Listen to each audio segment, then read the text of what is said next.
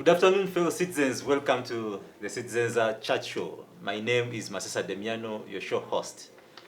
Today and this week, we discuss Parliament. We want to discuss the gains and losses that we saw in the speakership race, but also importantly, whether Parliament is on track. And today I have my panel, who've always been my constant panel, and we should have been joined by Honorable Nekalit, but out of an emergency, he might not make it, or we're hoping he will make it, but we have to go on. Joined on the panel, my usual people, starting from my far right, is Joseph Ochieno, and is UPC into UPC leadership. Joseph, you're welcome. Thank you for having me. Yes. Sarah Bireete, the Executive Director of the Center for Constitutional Governance. Sarah, you're welcome. Thank you. And Otim, Rugyendo, Arinaitwe. He's the ED with the robotics, are they called? Young engineers. Young engineers, yeah, and a journalist also. Yes, thank you very much. Thank you very much, Rugyendo, for coming. Yeah, right there, we need to start off and kickstart, discuss Parliament. I need to start from the far right with Joseph. You need to take this on. What is your take on about the events that led to the speakership race? The general take of. Yeah, I think the country must be very much relieved in one way now that the race is over. Number two, of course, that's the general country, generally as a nation. But the political class are now busy clamoring for the next other thing. What is? That is cabinet appointments.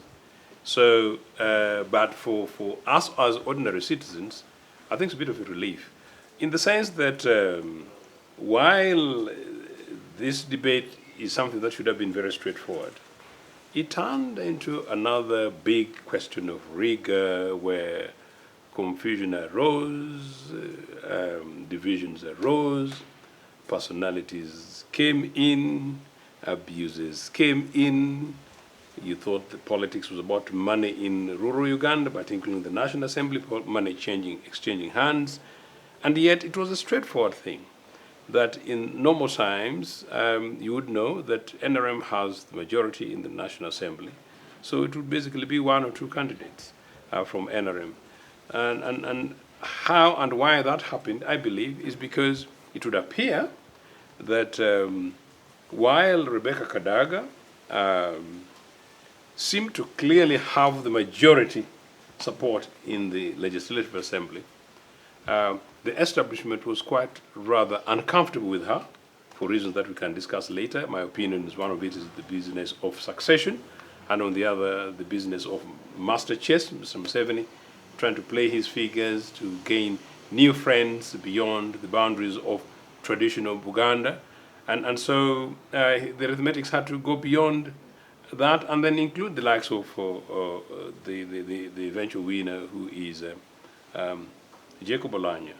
I was rather saddened by the international warfare that came up, and we're just lucky that it sort of got resolved, and I hope it's resolved properly, because there was no need for that. A parliamentary speaker should be elected by members of parliament. I've suggested this, that MPs should have had the freedom across the House to elect their quote head prefect. The government ought to have had the confidence, Mr. Museveni, NRM, ought to have had the confidence that the legislators who support them would have had the capacity to make judgments. Museveni could have made his opinion known. Some of the leading members of the NRM, including SEC, could have made their opinions known. But the speaker should have been a choice by members of parliament without being pushed hand in the way in which Museveni did. I hope, actually, that is something which is resolved, because it may actually come back to bite him, because it's actually shown and created a few crossovers. That said, there's been a debate, I was partly critical too, about how the opposition behaved, that possibly the democratic opposition could have done better by organizing themselves, by being clear, by taking an open position, whether or not they supported one member of NRM, or perhaps one of their own. There was quite clear lack of leadership from there. Now, obviously, my good friends in UP, who are the largest party, may not necessarily like, because they're not part of our problem in this country, don't like constructive criticism. I thought they should have done better by, in terms of leading the alternative view. And leading that alternative view, again, does not necessarily mean that they picked someone from the opposition. Could simply say that, look, we're looking for somebody who's going to steer the house going. We know we don't necessarily have the numbers, but we think one of these two, or so-and-so, would be our best bid. But alternatively, they could easily have gone ahead and said, look, we are an organized opposition. We reject this NRM. They behaved badly. The two candidates are terrible. One of them gave us term limits. Another gave us age limits. Another presided over an attack of parliament. And so for that reason, as a matter of principle, we're going to have one of our own, and this is the line we're going to take, whether or not we win it. But then there's another point. Another point was that because the country has been substantially polarized, and there I hold both sides responsible, especially Mr. Museveni, it could have done, and this happens in democracies, it could have happened in such a manner that in the course of open free vote, there's no reason why the Speaker of Parliament cannot necessarily come from an alternative political party. And I've been having this conversation, and many people continuously say, no, it's actually not true. In democracies that happen. And a country like Uganda, these guys, particularly being the other arm of government that would check the executive, simply say that, look, let's give an opportunity for whoever Parliament emerges with. Could even be a rounded leader of the opposition. Could even imagine, and Cecilia Gual, for instance, for argument's sake, as an example, to lead the House in this process. After all, you moderate. After all, you help scrutinize. After all, you whip guys. But when it comes to voting, the parliamentary caucus of the largest party can then go ahead and push these things. But of course, it's slightly more than that for Uganda to push for me, myself, and I. So I think the executive lost an opportunity in this, but instead went ahead and showed us that actually this is really not a parliament. This is an NRC, National Resources Council, an assembly for which you do what the High Command instructs. And if the High Command does not instruct, then you guys will be summoned to State House. And final point, I was very saddened that the instructive meeting took place in State House. State House is a republic house. It's a public house for all citizens of Uganda. It is not where a political party caucus meets and takes place and people are instructed who to vote for. I hope that next time a UPC government is in place, State House is not used for party politicking. But also I hope that in future, not so distant future, that I'm leader of UPC, that I'm also able to ask Mr. Museveni that I want some space in the compound of State House to have a meeting of a particular group of UPC parliamentary group, if only it was a birthday gift or a function for one of, say, our leading nationalists, and I will see how they react. Thank you very much. Today is 27th of May, so... You want me to say so before you go? Yeah, today, no, I'll say so, but no, in a good way. But no, Rugyendo has actually helped me for 2 days, before 27th. 25th of May is Africa Liberation Day. It's a very important day. You guys should read my Sunday column. I commit this week for African Liberation Day that I push it towards the founding of Pan-Africanism starting the year 1900. It's something that we take for granted, and I actually suggest in my column that it's unfortunate we talk more about the speakership rather than where our liberation and independence came from. But Rugyendo is trying to take a hype at me that we should not only celebrate African liberation, but that today, 27th May, is that great day when the founding father of this country and the national hero that got rid of Idi Amin, Milton Obote, landed in Bushenyi. And for that, Rugyendo thinks that Sarah is more than my sister, for which we're all very delighted. We shall be sharing a car in Bushenyi. You will be present. I'll put it in task. So getting to you, really, which events There were stood 5 out people today and for you? those grounds celebrating today. Yeah, In you Bushenyi. know, yeah, you know the events leading to the speakership race. First was the swearing-in ceremony, of course, of the MPs, because for one to qualify to run for speakership or deputy speaker, you must be an MP. But after that, we saw for the first time SEC failing to gain consensus, to generate consensus within the party members, especially senior party members of NRM, for the first time. So SEC met on the first day, and information from behind the scenes indicate that the first candidate that SEC had chosen on the basis of being corrupt-free was Jacob Oboth. Because there were 3 candidates within NRM, and this goes into, deep the commercialization of politics and the use of money within NRM to, to vulgarize democracy. So there were 3 candidates that did not use money to bribe MPs. And that was Nabanja, Sechkubo, Robina Nabanja, Sechkubo, and Oboth. So, according to the mood that the president wanted to show that this term is not a term for corruption, they had disqualified other people. And Jacob Oboth had the first meeting been cleared to run for speakership. Then the mafia realized that they were losing out. And they ran on a technicality that Jacob had not formally applied for the job of speakership, because he had applied for deputy speakership, so he had not shown interest. So they used that technicality to disqualify him, and then went back to the people that had used the money. The known modus operandi of NRM, of money, bribery, you buy your way, then when you get office, you see how to recover your money.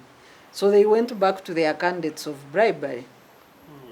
And in those candidates, that's how now the Kadaga-Jacob stalemate came in the evening. And people had to sleep in State House. I also want to voice my concern that the usual abuse of State House and taxpayers' money for partisan work has gone on for long, and it's a clear abuse of office on the part of the NRM chairman and SEC. And, and it's also an embarrassment to see that the party, did they finally buy Chadondo? Yes, they did. Okay, but even if they bought Chadondo, you see, when you go to other countries, a party in power 10 years, 20 years, you find a skyscraper as a party headquarters.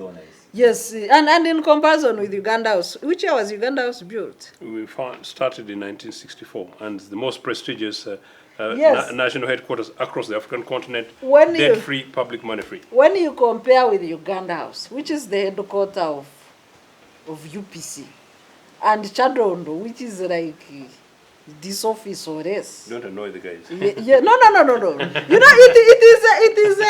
It vindicates, so it is evidence of how disorganized and shabby they are as a party in power. So they cannot sit at Chadondo. You cannot hold a SEC meeting at Chadondo. By the virtue of the way it looks, when you enter that place, it's like another, ordinary space where a president and the top party leadership cannot convene. And it's an embarrassment. The powers came through and No. What I'm saying is they need to stop using State House for partisan work. It is an abuse of office. They could hire an hotel or anything like that. It is an abuse of office. So they had spent a night at the cost of a taxpayer to resolve their internal party democracy issues, and later came up with Jacob. But also then Kadaga announced that she was going to run as an independent for the first time. It was the first time for NRM to face such a backlash out of a second decision. And it shows, 2 things. One, SEC is losing its grip on the party. It can no longer whip the party membership. But 2, the internal democracy indicators of NRM also at that level have deteriorated to the extent that you have to bribe your way, you have to use, like how Jacob Oboth was now, shortchanged. So you have to use all these technicalities to shortchange your own top leadership, top cadres for such posts. But also when it comes to Kororo, how did Kororo happen? Also behind the scenes, there was a vehicle intercepted with money at Kororo. So other than having SFC in chambers, there was a vehicle intercepted with money. I heard that, but I didn't know. Yeah, I'm telling you behind How the much was scenes. it? No. Tell us, young man. So to me, the use of money at that level, and how did the culture of bribing MPs start? It started with the lifting of age limit. Right from the hotel owned by the number 2 in NRM, Alhaji Moses Chugongo. The MPs received money distributed from under the table for lifting of age limit. So that's how the culture of bribing MPs started, and this is where it has reached. It has deteriorated to that level that members of, and against the rules of parliament, to use money, to use branded items, the branded boots that were distributed in Changwanzi, branded wines that people drank on the buses to Changwanzi. So that level of deterioration of using money to bribe your way to leadership, and the usual, leadership being for the highest bidder, I think to me really is very unfortunate. Thank you very much, Sarah. Rugyendo, you were there, you're a journalist. What are those really events that you saw that... Of course, I didn't attend. I was watching, I was following it up from the live TV. I think my colleagues have said most of the things, and I would agree with most of them. I think the tension to me was something that stood out in terms of shock, because it was like a do or die. It's as if Gadaga, really, if it wasn't that, then I think there's no other life outside it. And that told me about something probably we, the country, may not be aware of regarding that August House. What is in it that everybody is fighting and killing for to head it? And that has, along the way, it pushed me to find out exactly what actually happens, and I think Kadag had become like a colossus on the August House, and probably personalized most of the operations. I am told MPs really have to pay their homage to be able to be given things like trips, most of these things, and of course then eventually there's a lot of money in Parliament in terms of budgetary allocation, and I think almost $1 trillion shillings. So it is such a huge and lucrative venture, really, I think, now to be Speaker of Parliament. And for me, that stood out. That helped me to explain why the tension. And then secondly, of course, this also said a lot about NRM in terms of party cohesion. If you look at the voting patterns, you realize that there are some NRM MPs that didn't vote, according to the party position, and that to me was a very, very huge issue, because that means then, and I was joking even with some of the colleagues on some of these social media platforms, and I was saying it's as if NRM and is not able to hold everyone together, to follow a certain position, and that I was also joking and saying it's as if multi-party politics is not yet understood critically, because in a multi-party dispensation, when ultimately consensus builds around a party position, there's no veering off. So when you get people veering off, it means there's something. It's a question of discipline. And members watch exactly, and see. Exactly, there's something missing there. And for me, that also stood out. Then, of course, what surprised me was the win by the Deputy Speaker. It was almost, I think it was a landslide. At one point, you'd think Anita was competing against Among, and that, I think attests to her mobilization skills. In my view, I think I think her mobilization was excellent in terms of really. I don't know about the bribery allegations, but I think she was able to really. I think she even beat Olanya in terms of the numbers she picked. And of course, then finally, and I want to agree with Joseph here. I was disappointed with the opposition. They clearly lacked a strategy and leadership. You know, and then they took it for a joke. It's as if the people who are actually being nominated, you know, were not candidates that had been agreed upon as the opposition. So they clearly lacked leadership, yes, and it's to be understandable because they don't have the numbers. But even if you don't have the numbers, at such a point, you expect them to make a statement, you know, make a statement, make a fight, you know, ride around someone. And I think really, Semunju is an excellent debater, and I think with qualities of a good speaker. I thought really, when I saw him really pick only 15 votes out of about 100 plus of the opposition, I was like, no, something's not right. And I think the opposition let down this country in terms of providing leadership on this matter. Thank you very much, Rugyendo. Possibly, maybe we need to get back to Joseph. Do you think this speakership race should have been should it be an affair of NRM, or it should be entirely an issue of the MPs, the duly elected MPs? No, like I said at the beginning, this election of a speaker is the responsibilities of members of parliament. I think actually under the NRM rules, I think I was trying to look around. I'm not even sure whether there's a provision there. I'm not sure. It's trying to be corrected. Whether actually SEC, there's a written provision for SEC to among others, do what they did. It's actually not there in writing. The lead body, yes, for policy position, and they could do it, but you could call it a fallback. No, this is a matter that should have been left to members of parliament to deal with. The only reason why there was an intervention was because they knew Kadaga was going to win.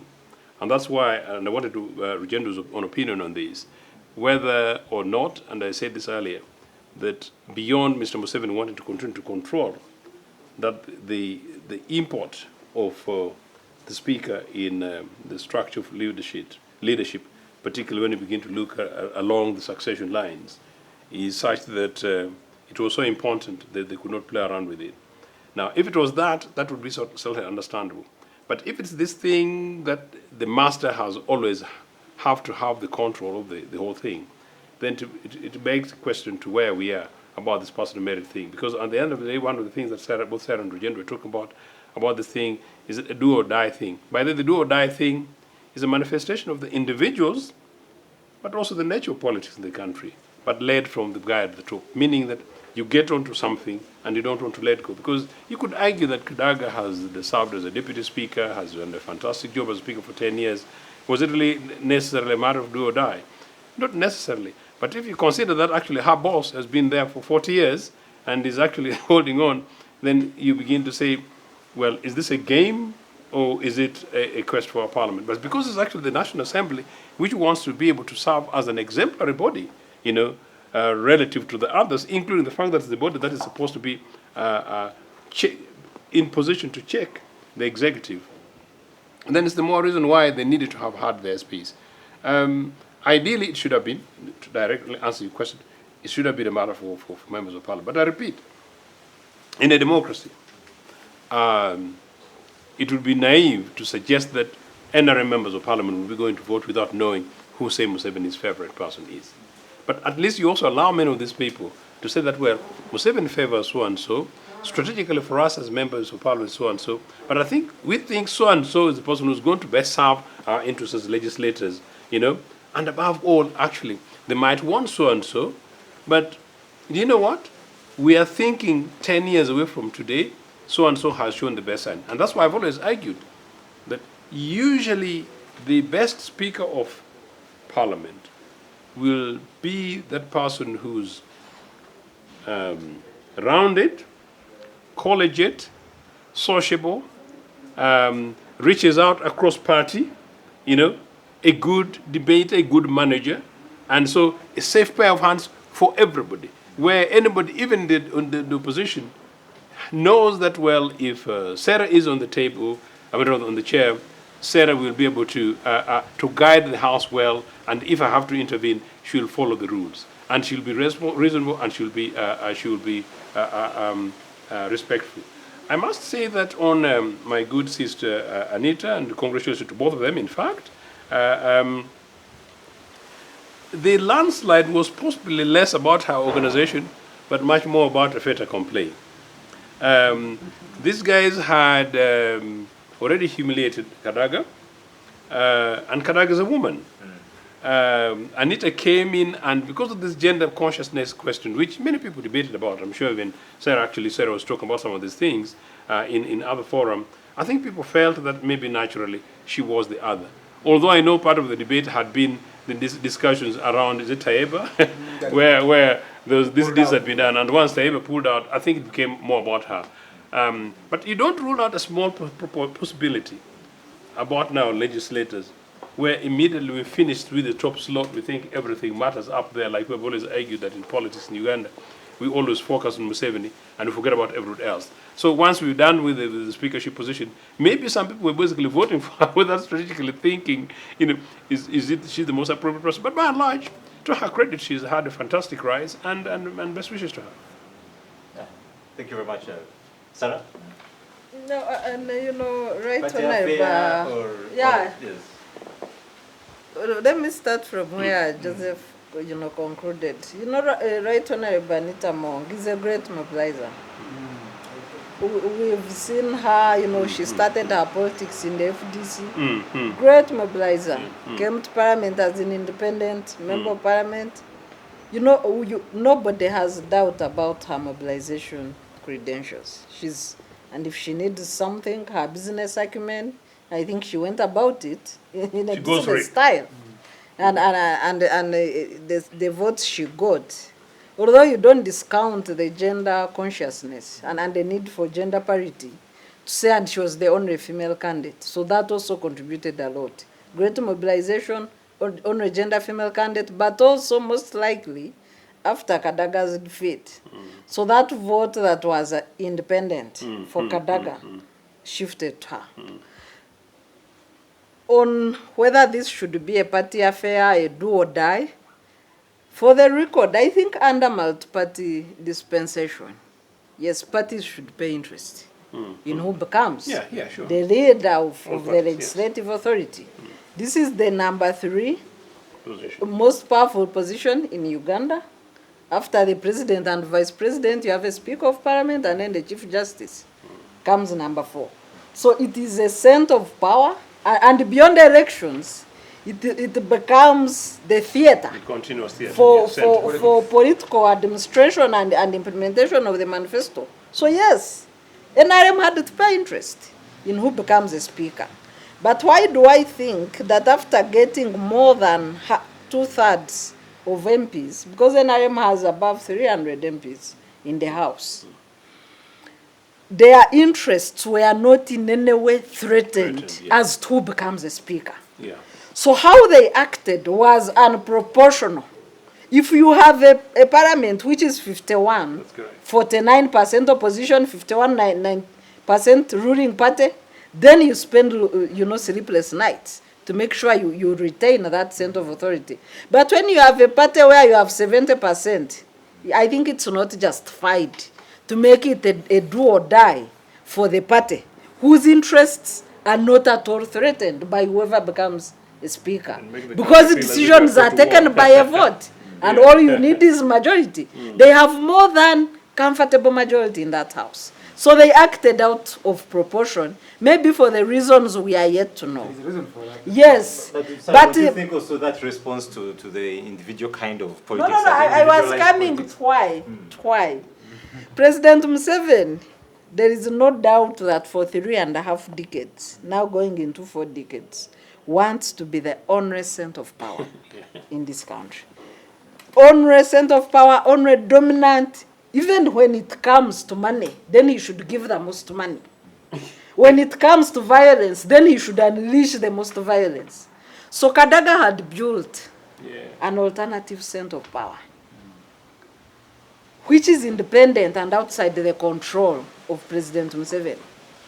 The parliament has its own budget, which the executive does not control. The speaker has their own individual budget of 3.5 billion, office of the speaker per year, which the president cannot control or influence. So it is as, Kadaga had built strong influence as alternative center of power in this country, and that explains the force that the regime was using against her. Because it could have led into something, and I'm sure their biggest nightmare would be if Kadaga declared a presidential candidature in this country. Because I think it was building into that. So they had to stop her. And they had to do what they did. The president is on record for having said that he could not sleep on that night. Yeah.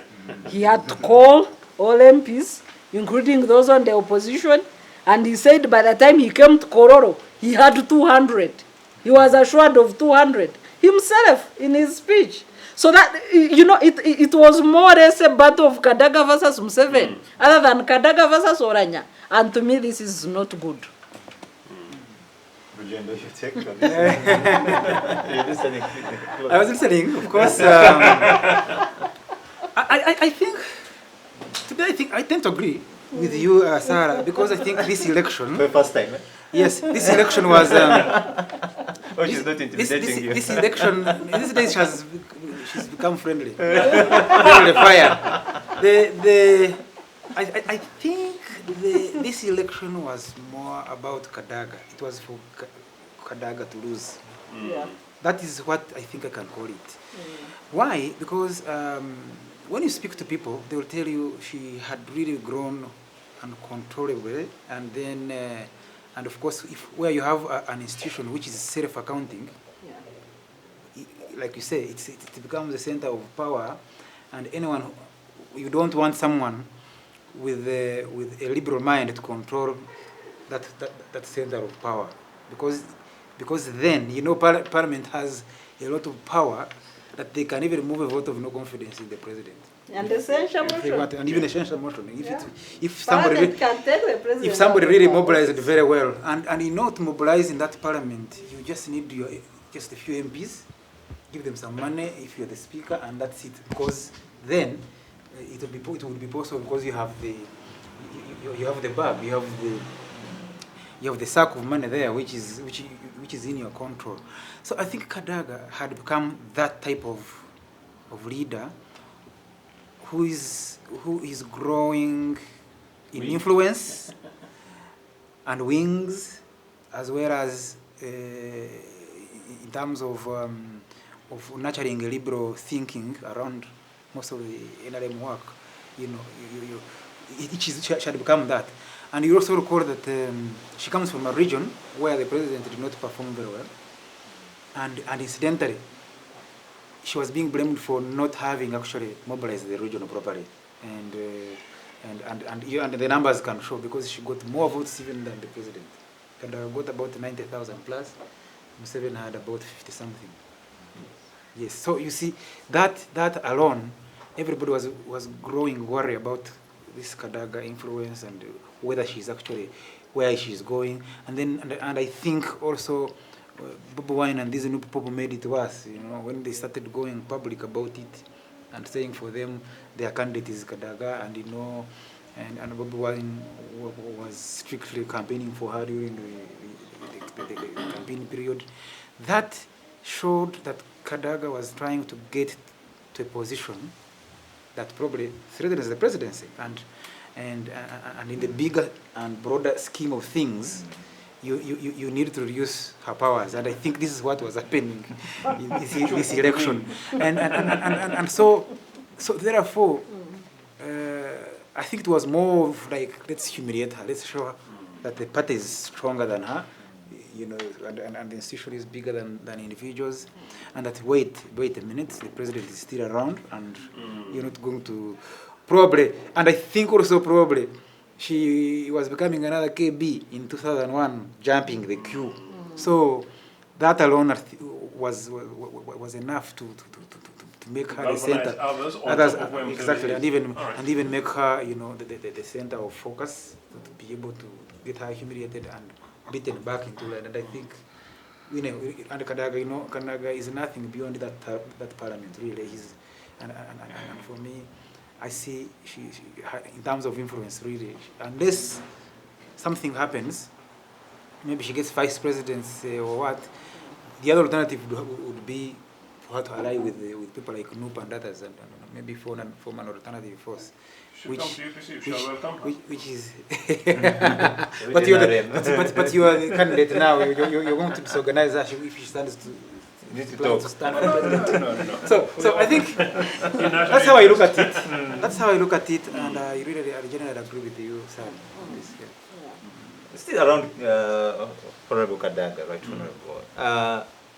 What is the significance of her independent candidature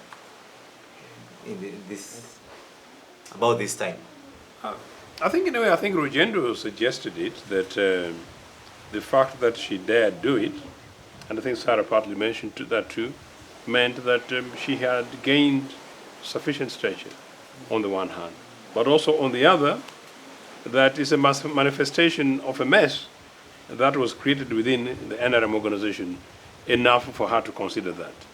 And to be fair, for her point number 3 was the fact that actually the establishment reigned back onto her almost rather so much unfairly the way they did it, because she had it in the bags for herself. Had there not been institutional intervention, is compelling enough for her to have done that.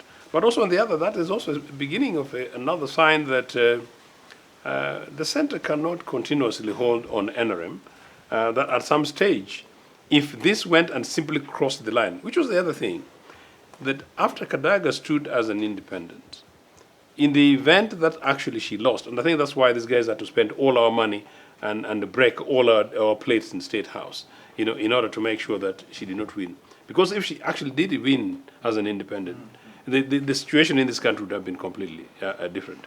I was actually being substantially mild about the implication of the succession question that Sarah refers of the third slot in succession queue. But that in itself would mean that Kadaga would now have a completely total, not only independence, but an alternative power base. In fact, I still strongly suggest that Kadaga still has substantial capacity to have a power base, not necessarily at power with Museveni or at power with NRM, but actually big enough, if she had the ability to organize, to retain that kind of authority.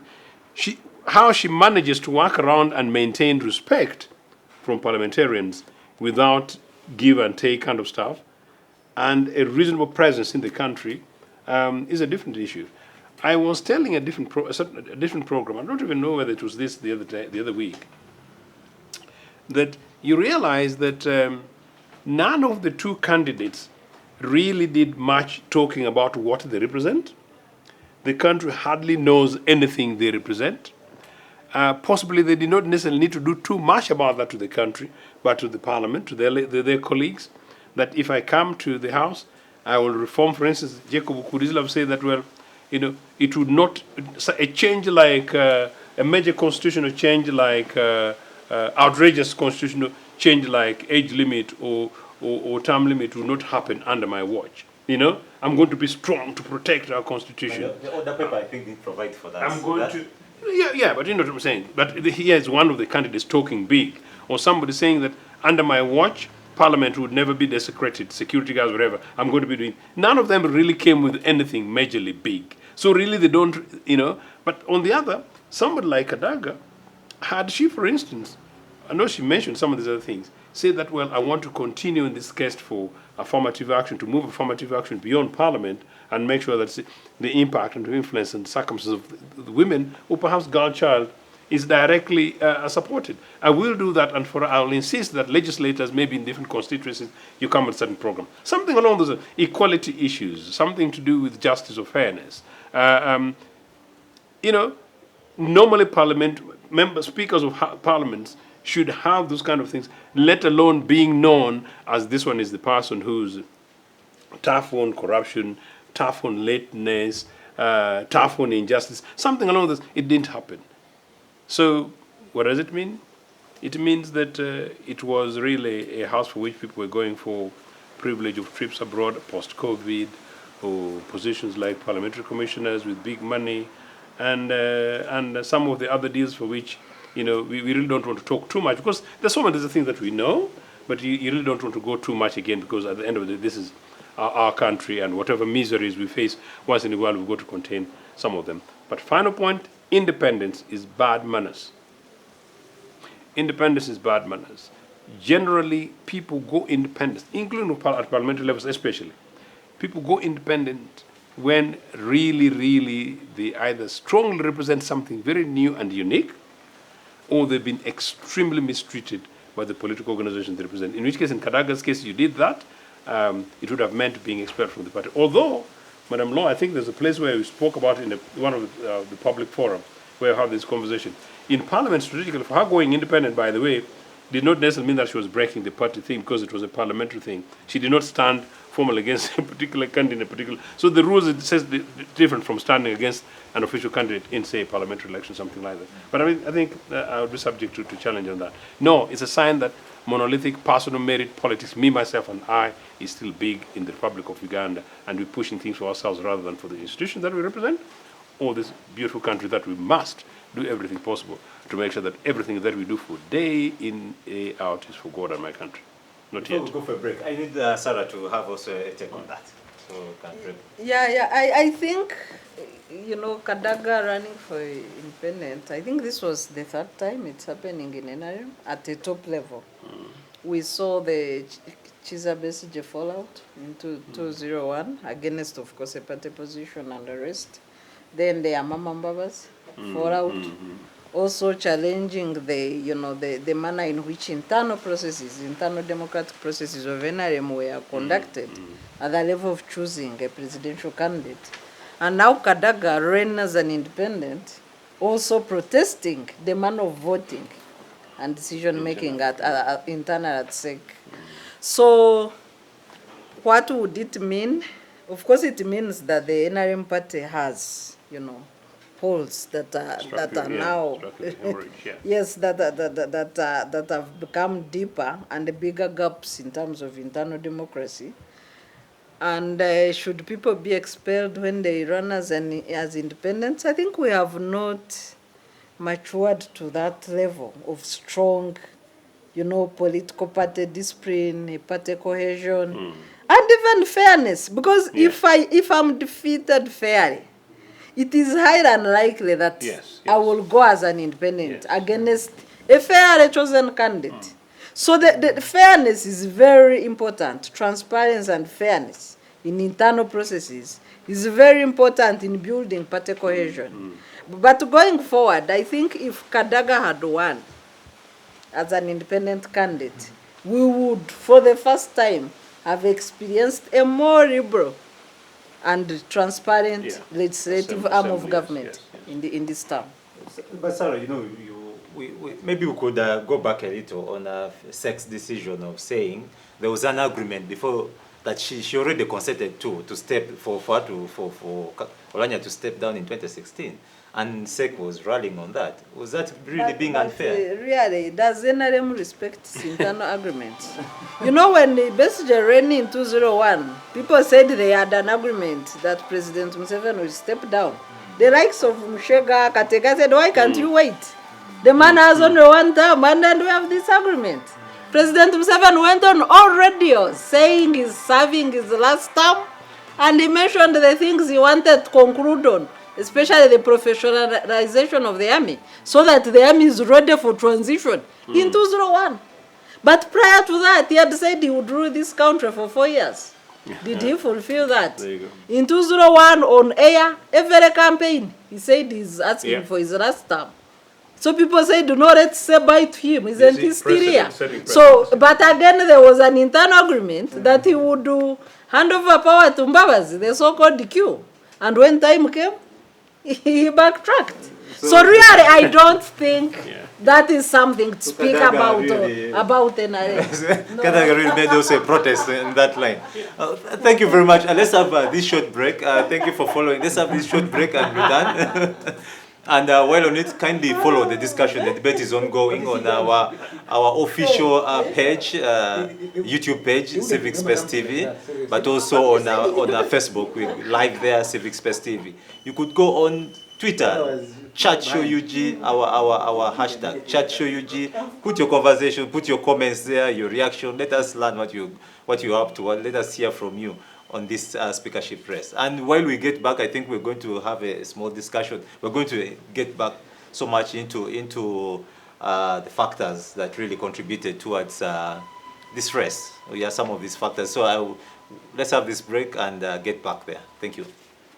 The Citizens Chatroom happens every Friday at 2 p.m. on Civic Space TV Online on Facebook and YouTube. We invite you to be part of this conversation. Civic Space TV, freedom always. Welcome back from the short break, and we are continuing with our extensive discussion on the Parliament and the outcomes of it, the gains and losses of what transpired. So I think we need to go deep into the questions that we had. I hope we are following this discussion live on our social media pages and all over YouTube. Kindly just click there, subscribe on YouTube, and be part of this conversation. Every Friday, 2 to 4 p.m., we are here. We're having this conversation, be part of it. So I think we need to get back. Ochieno is there, Sarah and Rugyendo, my panelists for today. We stopped at the point where you're supposed to come in. We're discussing what are those factors really that you think that influence the outcomes of the speakership race. I think for me, my number one factor, I think, was President Museveni. You could clearly see he was really the force behind the dynamics, how the dynamics changed on the ground. Because even opinion polls were showing, you could see Kadaga was in the lead by Sunday, you know, and so I think the involvement of the president, those phone calls he says he made, and his influence on Honorable Tayebwa, who was standing for the speakership, for the deputy speakership. It came out of because Tayebwa, I think, was in alliance with Kadaga, and so by moving out of the race, I think changed the dynamics on the ground. Then, of course, SEC was another factor in trying to build a party position on who the favorite candidates were, and I think that could be seen. I think what was the other factor? I think those two. I could go with those. Maybe Sarah.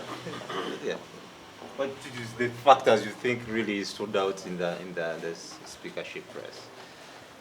Well, I think what stood out finally was for the president to show of might that he's still in charge. As much as it took him all the time, camped at Kororo, you know, waited, and then the speech he gave, which was a bit reconciliatory to his credit, like telling Kadaga she can serve in other positions, which I think again should be the discipline of an organized political party. An organized political party should have clear mechanisms of cadre recruitment, cadre training and development, and then cadre deployment. And people should be able to move whenever they are deployed. Today you are a minister, tomorrow you are not, still you serve the party. If you have that ideological conviction, that's the political party you believe in. So it should be normal deployment within the party. To say, today we want this cadre here and you are in another place. Or even you are not in another, because already Kadaga is the second vice chairman of NRM. So that's also a deployment. She's an MP of Kamuri, that's a deployment. But we have this culture of personalizing positions. and clinging on to power. We are yet to build a culture of coming to serve and letting go. But we also have the leadership of privilege. We know that in this country, because of the corrupt service delivery, if you want to secure your family medically, health-wise, make sure they receive the best, and in case of an emergency, you are able to go to Nairobi, India, and the rest with ease. You have to be politically connected. So we have privilege attached to good service for your family. You know what is called securing your future? It's like securing individual future. Because we know normally, no, this is the practice. I am not a member of NRM, I don't know what they meant. But the practice is that if you got an emergency that needed you to leave this country, and you don't have people who matter on speed dial, I tell you, you can lose a life. So we have these challenges of poor service delivery, where privilege helps you to save a life. But also privilege helps you, to secure your people. Education-wise, it is so expensive to get quality education. So we have all these privilege, entitlement, and advantages that come with particular offices that maybe people are fighting for. And then we have this, we have not yet developed a culture of service leadership. And we have a clear demonstration, day-to-day demonstration of the character of leadership under NRM and President Museveni. Just to drive to the road, you will see a sense of entitlement in people who have lead cars, yet they are not entitled to some in the law. You show, in 30 minutes, you will know the ferry of police to manage traffic. You will know the ferry of police in abuse of lead cars. And you will see the character of leadership that seeks to drive citizens off the road, knock citizens off the road in 30 minutes. And this is the culture attributed to President Museveni, and I hope he can change it. Okay. You want to have a take on that? I mean, the thing really is that you can say ditto, because Museveni was the fact he had to drive it his way, because he actually showed Ugandans this is his thing. And it was basically that, and telling Kadaga that, look, it's my thing, don't play, and you do it on terms and on my terms. Number two, I still want to say that I'm impressed with Kadaga's organizational capacity, including the fact that she was able to get the kind of votes that she got, even after the establishment had taken a position against her. So that really to her credit. But maybe it may also show something about the incoming legislators, that maybe some of them are willing to take a position contrary to that of the establishment, and most of whom would have been members of the NRM, to their credit.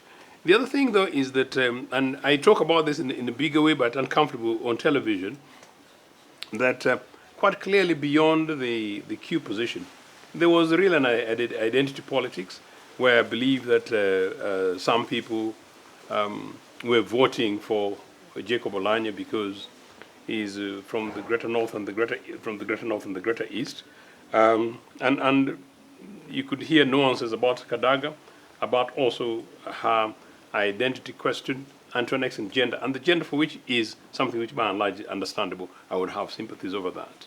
And then some legislators from Western Uganda, who I said, I think at the beginning of the program, were more like for Oulanyah, not really because they hated Kadaga, but more because they wanted now to seduce and possibly marry the North for the moment for a particular purpose.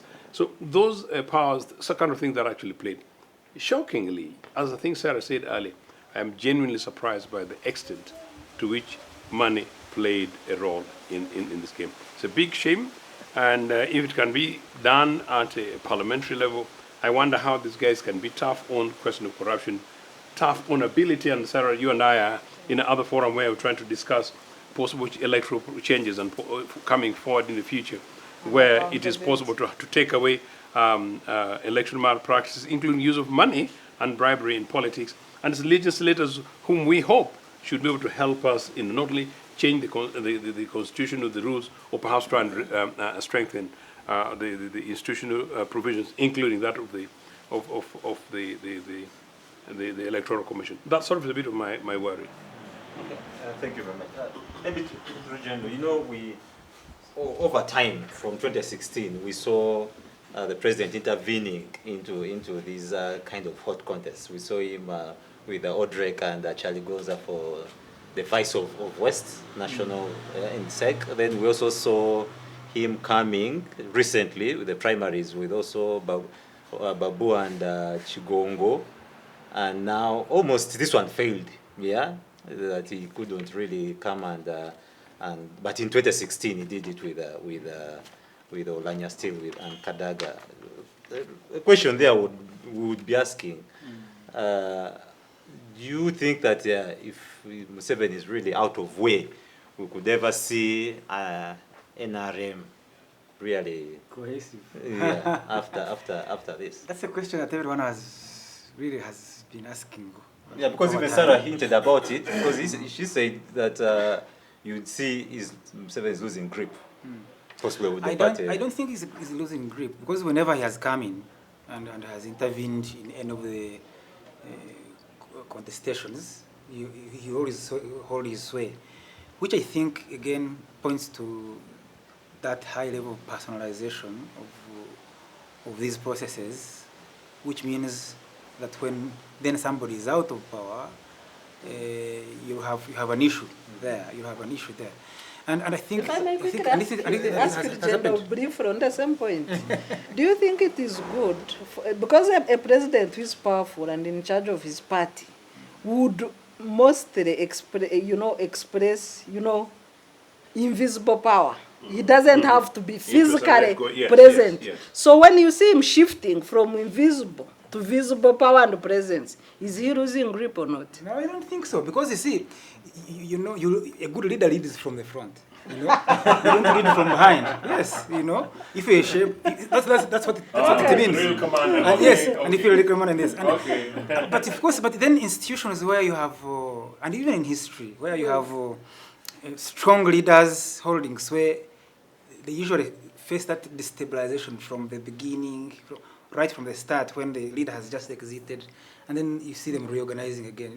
A good example is the apostles, the 12 apostles of Jesus Christ. When he left, they were in a state of confusion until the Holy Spirit came and found them somewhere, and then they were energized, and then they started moving again. It's a bit of a stretch, but there you go. I am a good Catholic, like Joseph. So for me, that it is possible. It can happen to NRM. Really, it has happened to Kanu. It has happened to Frelimo. It has happened to ANC. You've seen, but quickly, because these are usually mass organizations.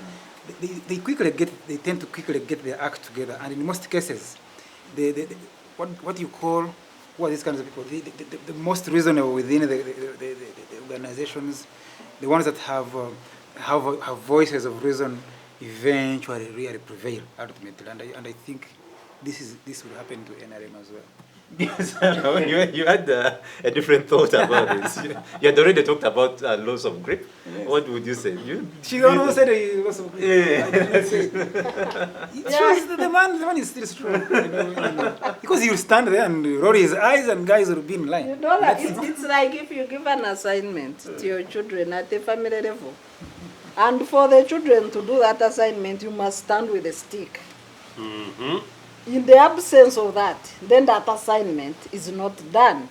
Because I'm sure, from the confession of the president himself, that he spent the whole night and all morning making calls and meeting delegations, convincing them to vote Oranya. It even takes away the credit from Oranya. Like he has been lifted and put in a chair without the willing mandate of the people that is going to steer in that house. Because the president, disclosed or spilled the beans. I made calls in the night, outside SEC, so he knew that SEC had to. No, that's not true. After SEC. It was after SEC. After SEC, yes, what I'm saying is outside. So he knew SEC had taken an unpopular stand that would be defeated on the ballot at Kororo. So he could not sleep, made calls after SEC, met delegations in the morning, convincing them to vote Oranje. Meaning that the people had not agreed with SEC. I think it was because of the threat by Kadaga. Yeah, but that point, shows yeah, you yeah. that, He knew. that is the point. So they knew Kadaga had the bigger support. They knew the decision they had taken was unpopular, and they had to work harder beyond being a top organ. That is loss of grip. But if you're president, tell me, if you're president, huh? If you're president, And you take an unpopular decision. No, and you know the center of power is And, parliament. and you take an You would not unpopular want- you decision. would not want to lose. They grip. had the choice to back Kadaga. But the point was, They had a choice. They had no choice because they had agreed in 2016 that Kadaga would only serve 10 years. And Did she had they said it agree herself. in 2001 that President Museveni would step down in 2006? Thank Did you. they? Thank Did you. they or they did not? That wasn't sick. It was something else. Thank you, Mr. Bushenyi. That wasn't sick. Thank you, Mr. Bushenyi. That wasn't sick. That was not sick. It was sick. It was sick and it was a decision. It was a group of a few propagated. individuals. No. was The some whole individuals. High NRM, command? the whole, for the record, Damien, and for the record of viewers who could be young, the whole NRM agreed that President Museveni was serving his last constitutional term in 2001. And they said it in every part of the country as they campaigned, including himself. And we can get voice clips. So was that agreed or not, and was it violated or not? I think it was not a sick decision by that time. It was not sick.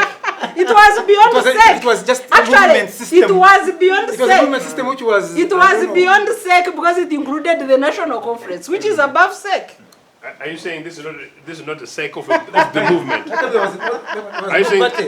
At that time there was no party. There was no political party called the NRM. Do you know actually? It was running by a caucus of parliament. No, I'm not even going to share this because I'm even going to supplement Ms. Bushenyi. Because for Ms. Bushenyi, one of the things she was about to say before Rugyendo interrupted her, in a good way, was that it was actually shocking that, Sechi Kubo, had to taunt the Chief Justice to say on the order paper, The president is supposed to arrive. the president is supposed to have arrived. Arrival time was there, and he arrived. So he arrived early.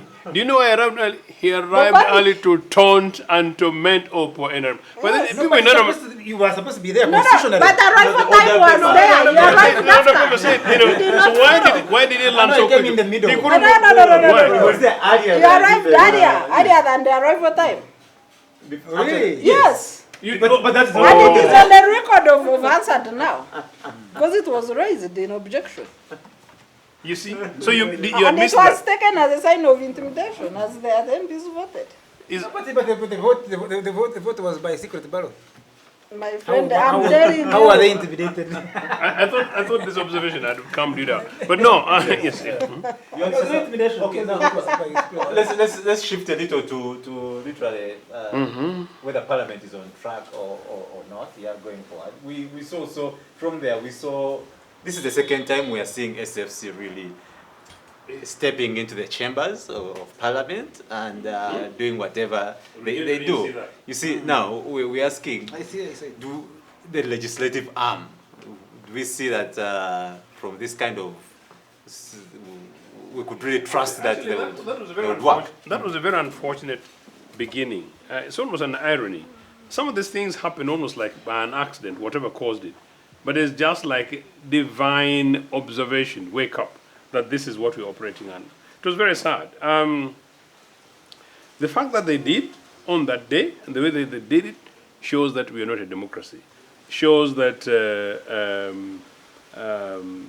Parliament, however much we want it, still is the National Resistance Council. And as Rugyendo strongly, see, when we reach the Rugyendo's tone changes. He's a gentleman, but his tone changes because he now takes it so seriously that, look, Parliament is there, but it will do as we instruct. And of course, Mr. Museveni is on record as saying that for him, he can get rid of Parliament. What is that organ for?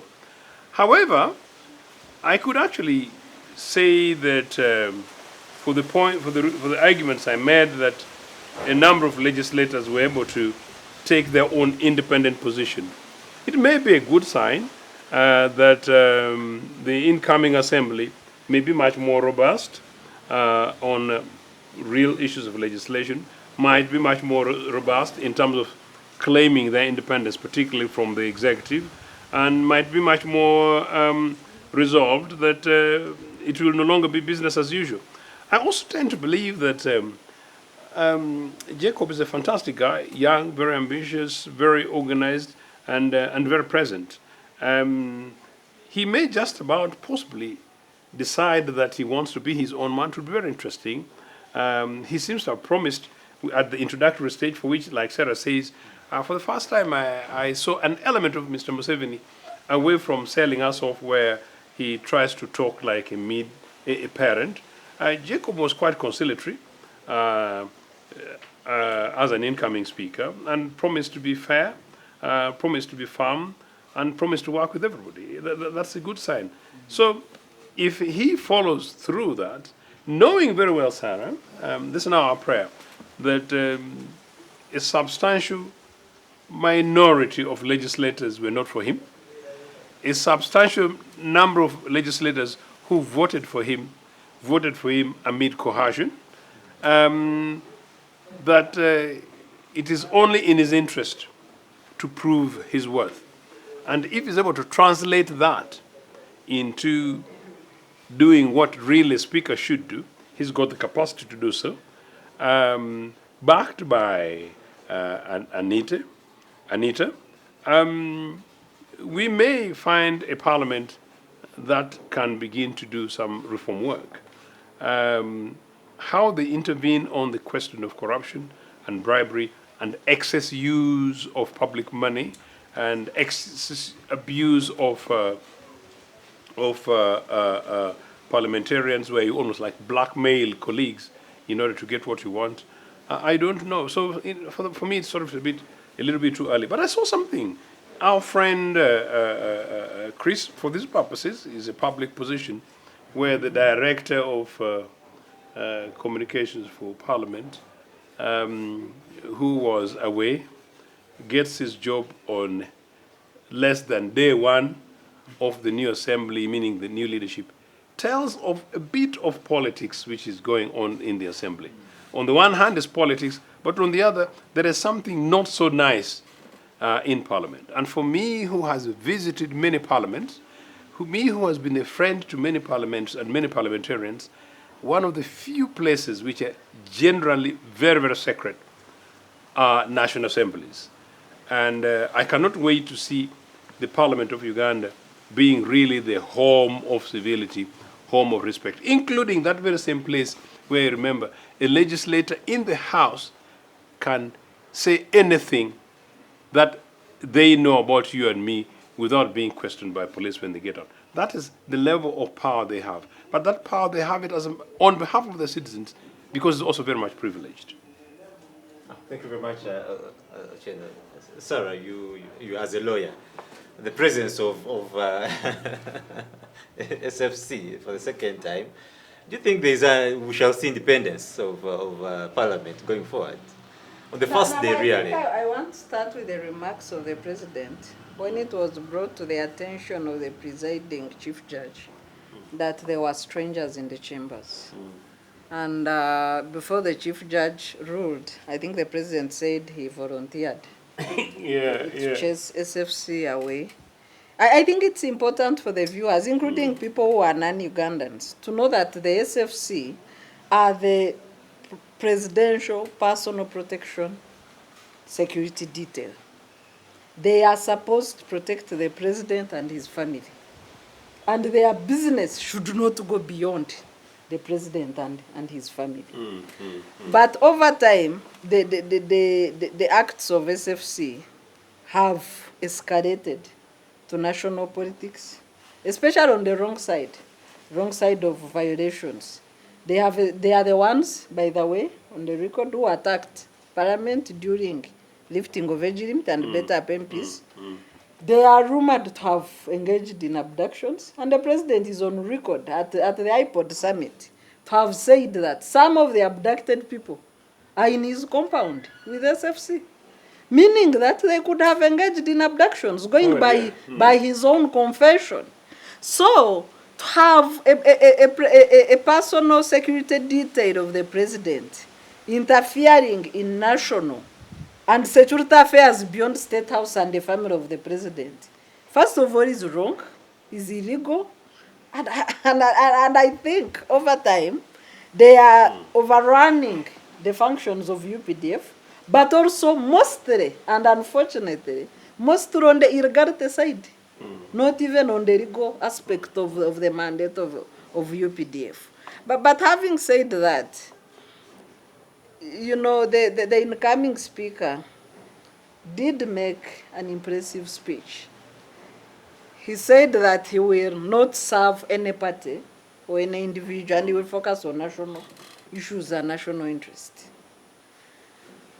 But his act, which I don't want to, his first act in office was, you know, the country, we know the process through which, you know, Chris Obore had left office as Director of Communications at Parliament. Maybe it was fair, maybe it wasn't fair. I think the case is still in court. Yeah, so we cannot judge whether it was fair or unfair. But there was a process and a decision of the commission. There was a process of IGG investigation. And then Chris contested the outcome of IGG investigation seeking redress in court. So, but there was an internal process at Parliament.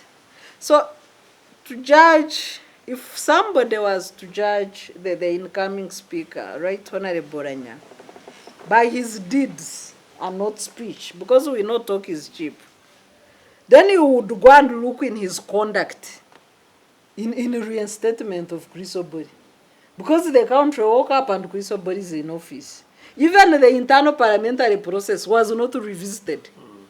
It would have made a lot of sense to have a meeting at Parliament to reverse the decision that was taken by the same institution.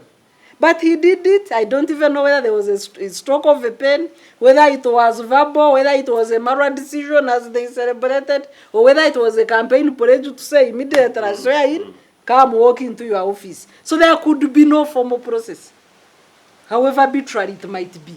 And my call is to Jacob Boranya, please, don't conduct yourself in that way. Don't abuse institutions, don't abuse processes, don't act in an arbitrary manner. Rugyendo, do you want to have a take on well, I don't know what exactly happened in that situation.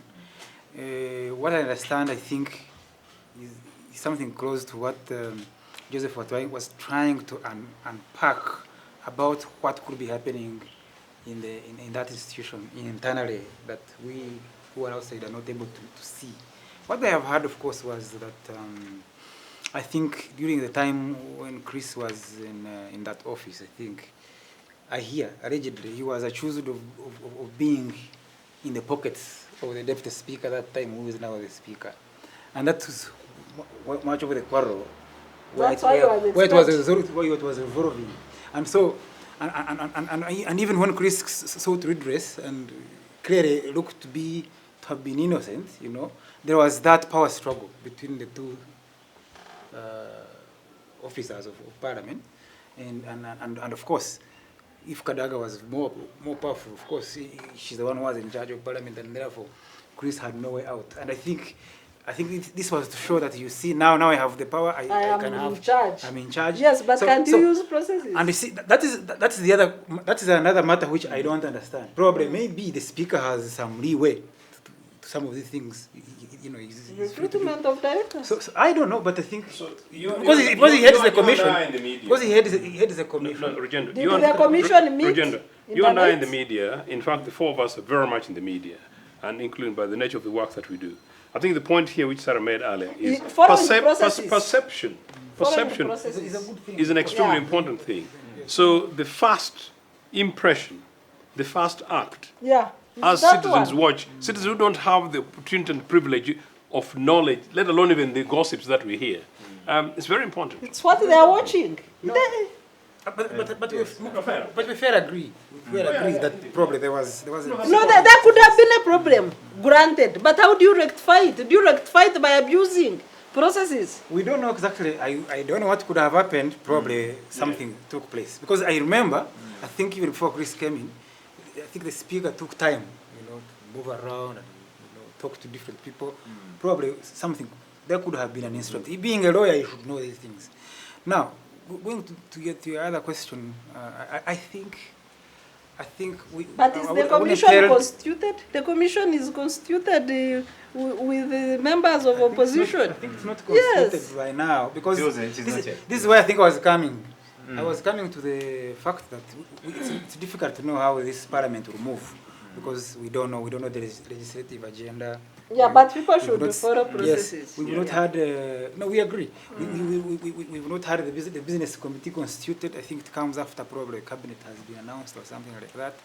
But going forward, I think I know I've known both people, even at personal level. I find them very, very sincere people. That's Jacob and Anita. They are sincere, especially Anita. Anita is a very compassionate lady, for information, in case you don't know. And that tells me that probably they are going to be very much concerned about things like welfare of members of parliament and having a sincere agenda in how they execute their duties. And we probably might see a more serious parliament. Why? Because they are no controversial. I don't foresee some controversial constitutional amendments that might come and probably polarize the House again, except what I was predicting some time back here about the possibility of returning term limits and then, of course, extending the tenure of Parliament from 5 to 7 years. But also banning presidential elections. Yes, and because that benefits the MPs as well. It is not likely to be as controversial as the previous ones that we've had, which put the reputations of these various speakers into question. So I think we might see more focus on pro-people legislation and as well as encouraging more business to really take center stage in terms of how Parliament goes about their agenda between now and 2026. Only if you talk about the issue of banning presidential elections, well, I don't know, I've not heard about it, but I think we are a parliamentary democracy, and I think we're a presidential system. We're hybrid. Yeah. Or hybrid, whatever it is. Yeah, I think either way it benefits whoever is standing, I think, in my view. So probably, if that happens, that is likely to be the most controversial, I think, legislation we might have in Parliament. I don't. It's likely to be controversial, yes, because you see, if that happens, then it means that the party with the majority really chooses the president, and that means President Museveni will be around for some time. For 100 until they hit 100. So that makes it controversial. At Parliament. Yes, it makes it controversial. And I think then I think maybe finally what I see, which is probably most people not seeing, is the I see in the broader scheme of things, there is the power base is beginning to shift to a certain region in terms. If you look at in terms of allocations, in terms of appointments, I think the focus in the next 5 years, we won't see much of Northeastern taking center stage. Against I think. Yeah, I deliberately said that yes, because you're talking about that, I would like to say more. Because you're intrigued, okay, you tickled me, but I'm seeing it. Because if you look at the three most powerful positions now, really, minus the president, if Kadaga becomes vice president, then you have Chief Justice from the north, and Speaker also from the north, and you have the Deputy Speaker from the northeastern. I mean, you have the entire government beginning to shift towards one region of the country or two regions of the country, and that tells you probably what Museveni's focus is going to be in the coming years.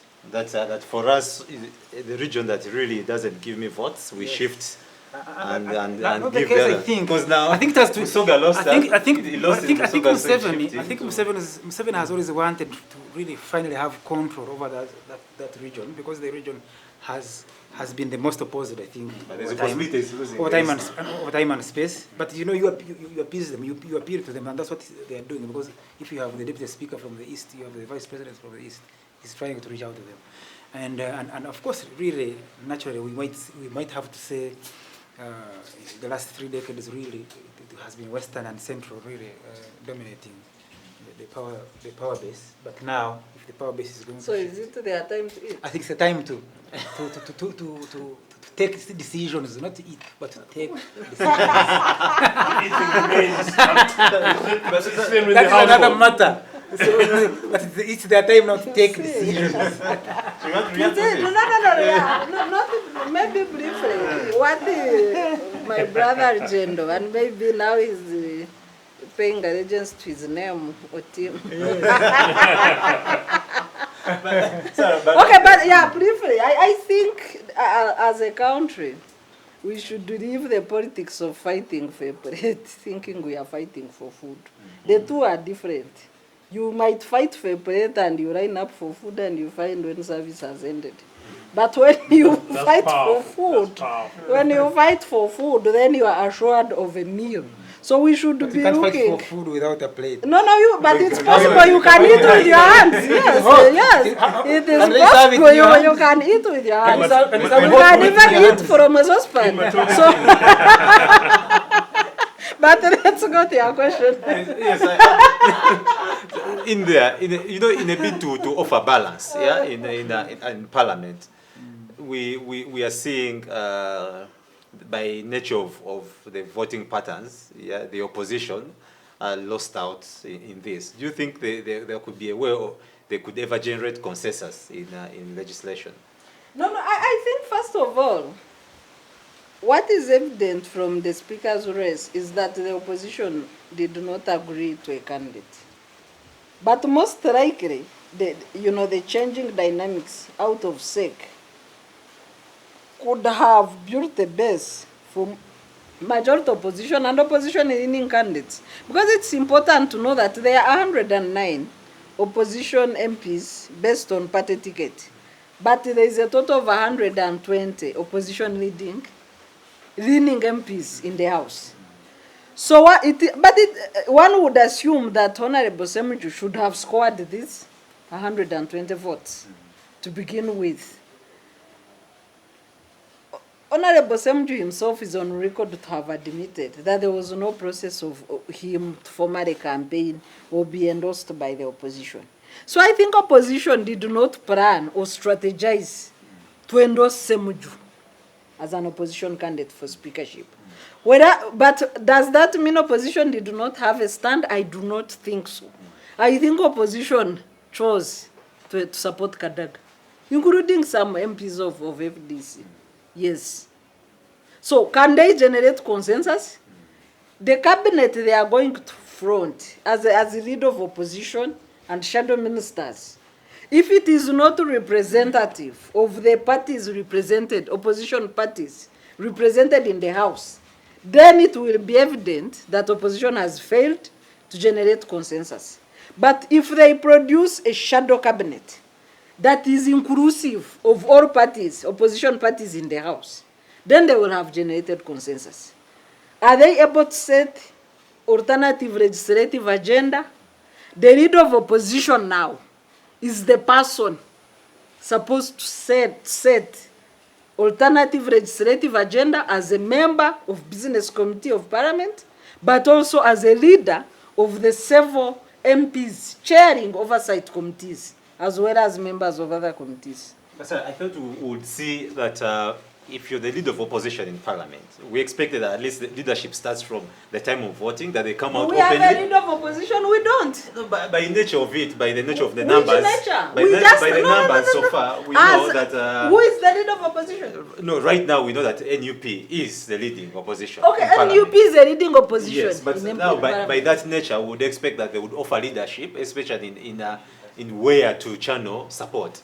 But they didn't come out openly. No, going by the voting patterns at Kororo, it is clear NUP voted for Kadaga. Unless you want a forensic evidence. And say, what okay, opened now, did you as want? the opposition, we are here. No, I've had Joel speak.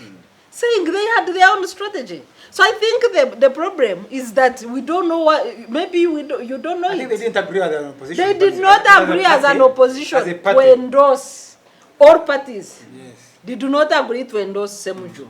But even internally, FDC has 35 MPs. Semuju did not get even. No, they have 35 MPs, he got 15. No, he got 15, yes. So meaning 20 MPs from FDC also did not vote Semuju. That's why I'm saying maybe there was no strategy. But also in the 15 there were NUP, like the one who nominated him of Rubaga is Sewanyana, is NUP. So I think. So but going forward, as I conclude on the point, it is important to strategize and plan at every level of the fight or the struggle. Even in war, every evening, commanders sit to strategize for the next day.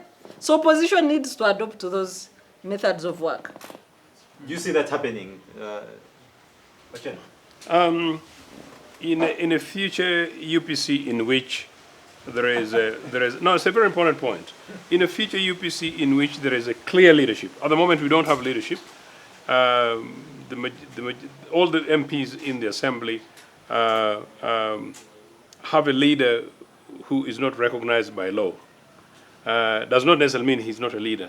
In fact, he seems to have provided relatively better leadership, because Jimmy came out clearly and expressed his support to a candidate within the UPC caucus, as I understand it, and allowed the other members to take positions as they saw fit. He was rather definitive about that. Should it have come out, maybe publicly in the media? If I was advising strategically, that's what you would do. What happened to the rest of the other political parties, I do not know. I think from DP is neither here nor there.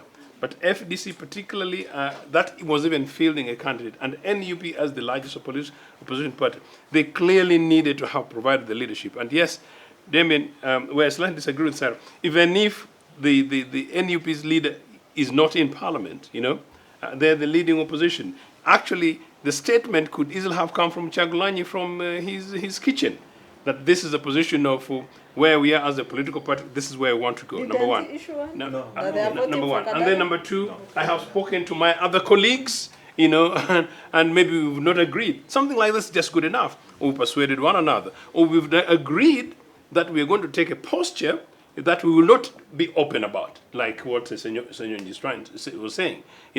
We've taken a position, we are not going to disclose it, but we're trying to work it as an opposition. And then you let go. That's clear opposition. Yeah. Members, no.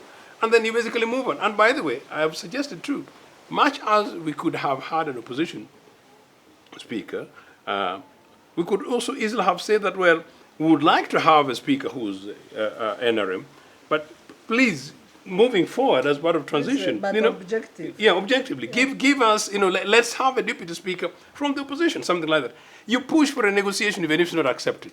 That is leadership, and that is a sense of clarity on this thing. And then finally, they could easily have said, look, we've seen we don't have the numbers. We really wanted to have one of us. In fact, that's when even the Tonto Museveni, we've tried to speak to the chairman of this NRA thing and, try to ask him to give us a slot. They've refused. For that reason, we knew that even if we put on somebody, from our side as opposition, it's going to be futile. But because we know it's going to be futile, we now have to be realistic and say that of the two NRM guys, we want to see who's best likely to serve our purpose. And for that reason, we've decided to rally around such a person. That is still leadership. That's all they needed to have done. But maybe because some of these guys don't have the experience, some of them actually were thinking, and that's part of the other thing, that you come and talk tough, and play extreme. And if you play extreme on NRA beyond Ochieno, and you're neither here nor there, then I really have problem, particularly on something as serious as this, because you are there part of a system. These guys need to be guided, and I really hope that they actually change track going forward, because genuinely, this country needs leadership. That leadership is not going to come from Museveni, because Museveni's leadership is about NRA, NRM, and even if Museveni was providing leadership, the guy's tired, man. 40 years, such a long time. There needs to begin to emerge an alternative leadership outside NRA, NRM, number one. Just like there needs to begin to emerge, Rugyendo, an alternative leadership, sensible leadership from NRA, NRM. That does not necessarily have to be one who's threatening Museveni's chair. And if Museveni is really a tough guy, he shouldn't really care about who the most next articulate person around him. That is leadership, in my opinion. That is lacking in NRA, NRM. It is lacking in the democratic opposition. It's a shame, and I've actually even suggested the opposition missed, very urgent, very quickly. They missed a huge opportunity to break the back of NRA, NRM as they're having their shambles of campaign for leadership. They would really have emerged and shown the national relevance by actually trying to break in between, or perhaps popularizing themselves by doing exactly the points that I actually mentioned. Meaning, maybe by today, people say, this new NUP guys, short of the numbers, they're actually ready for government. Or this other FDC guys, NUP took over a bit, but they're relevant. Or this other DP guys, some years back, they were neither here nor there. Or indeed, of course, in UPC for the moment, whoever the other leaders are there beyond myself, they've got a reason to say that, well, maybe they're going to be questioned if they came on television. Okay. As we get towards nearing conclusion, I would want you to tell us what should be the focus of the 11th Parliament, the business focus of the 11th Parliament, as they start business. I think in the 1st June, as proposed. We currently don't know the business that is coming up in terms of registration, but I think for me, largely the focus, I think, is going to be on quality debates in Parliament. I know there is a huge challenge of numbers, and huge numbers means you most likely you probably have much of the business happening in the committees because of the huge numbers and the difficulty in debating on the floor of Parliament. So I think I really want to see quality come out prominently, and then seeing a Parliament that is pro people, that is whose agenda, whose legislation is about people's lives, is about improving their quality of living, improving the business environment, passing bills that really impact on the enterprise of the nation, that impacts on the business environment, that impacts on investment, impacts on increasing incomes at the household level. That is what I want to see, because right now we've politicked for a very long time, and we've scaled down, the enterprise bit of governance in this country. So that's what I want to see. As to whether we have good MPs, good quality MPs, that is another matter. But I hope really we can have serious debates on the floor of Parliament. Serious and quality debates. Sarah, what your take on the business focus for the 11th Parliament? Well, I think we have three emerging crises that Parliament needs to focus on immediately. One is the abuse of rights and freedoms of Ugandans, fundamental rights and freedoms of Ugandans. Parliament needs to take a clear and firm stand against employees of government who have developed a habit of abusing the fundamental rights and freedoms of Ugandans using extralegal and extrajudicial means, especially the security services, to the extent of suspending their budgets until they know how to conduct themselves. The second issue that Parliament should deal with is the skyrocketing public debt and wastage in form of government expenditures. So the oversight function on government expenditure needs to be strengthened, including holding people to account for taxpayers' money. The third aspect is on land grabbing and land compensation crisis in this country. It's important to note that the outgoing cabinet did pass a decision to push for the amendment of Article 26 of the Constitution that provides for prior and adequate compensation of people before they are taken off their land. This amendment had failed in the 10th Parliament. The outgoing cabinet resolved, among their last decisions, that it should be brought back because of the need to construct the oil pipeline. It's very unfortunate for a government to plan massive development by displacing citizens and making them homeless. I think that cabinet, the new cabinet, needs to revisit this unfortunate decision of the outgoing cabinet, and it has been the desire of the executive ever since the constitutional making process to be able to have powers to displace people and make them homeless without prior and adequate compensation. It is very unfortunate, President Museveni, plan your development knowing that you need people need a shelter over their heads. Do not deprive people of a shelter over their heads. It's not a privilege, it is a necessity. So even if we want to build the oil pipeline, cabinet and government must do whatever it takes to make sure that citizens are not rendered homeless in the name of development. Third, and I hope Parliament will not agree to that unfortunate proposal to amend the Constitution, to deprive people of a shelter over their heads. And on the land where people derive their livelihood, we still have 78% of Ugandans tied on the land. Their earnings are tied on the land. We have 64% Ugandans outside the money economy. So these are unfortunate decisions by a government which has statistics on how citizens live and earn a living, and then you set out to deprive them as a government.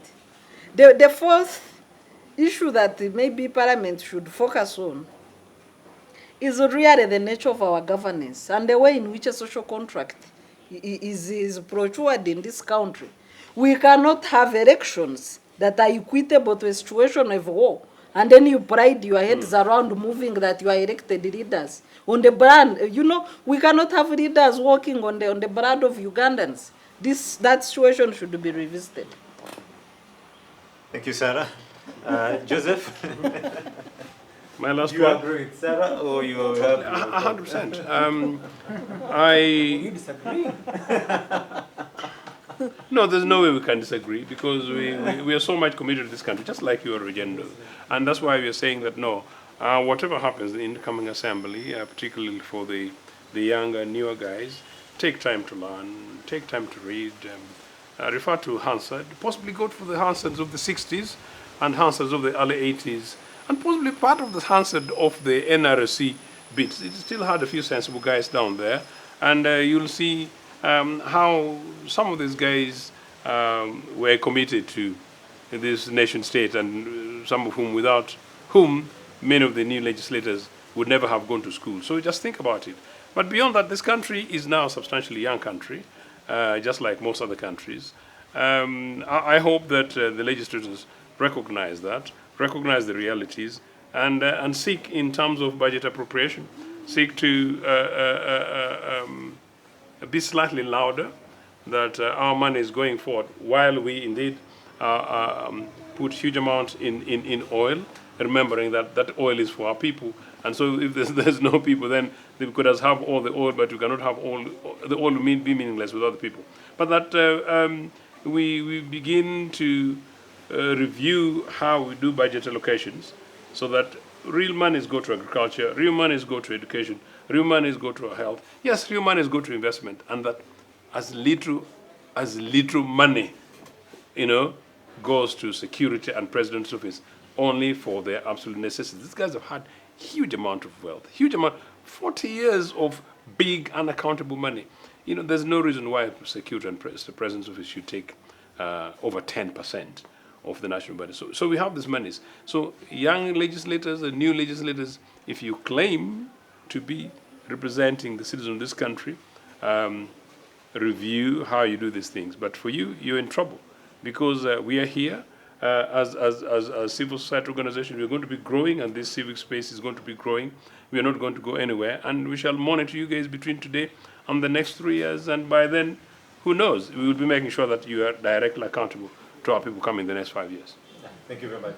Rugyendo. Okay, your 30 seconds parting shots. Well, I think You might have to agree with that. I think for me, I want us to give this next parliament the benefit of doubt. We know there are a number of challenges that are in place, and we're running a tight budget, and I think a budget deficit, which is partially funded by the donors. I think I want to generally see, work towards, reducing government wastefulness, wastage in public expenditure, and I'm from the sports world. I really want to see more effort in legislating the sports agenda in this country, repealing the old sports law, which does not really provide adequate funding toward the sports activities. We have a serious deficit in terms of sports facilities in this country. You've seen the shame that we were almost, I don't know whether we will be able to get over it or not, where, some of the games, qualifier games for World Cup might be played outside the country. Although I've seen serious budgetary allocation to improve Nambole before the first game happens.